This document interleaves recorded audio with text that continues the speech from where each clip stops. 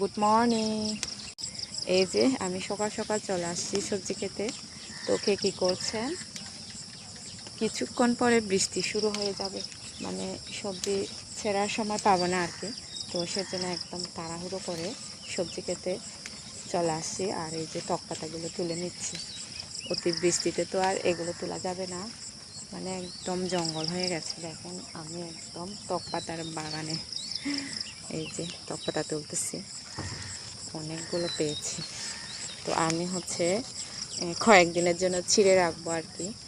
আর কার কার বাড়িতে সবজি শেষ হয়ে গেছে আমাদের মতো, এই যে এখন সবজি ক্ষেত থেকে তুলে খেতে হচ্ছে আর কি।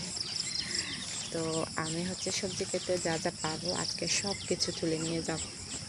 আর এই যে দেখেন, আমি একটু ব্যাক ক্যামেরায় দেখাই আমাদের, মানে কি বলবো, পানিটা কত বড় হয়ে গেছে, কর্ণফুলী পানি।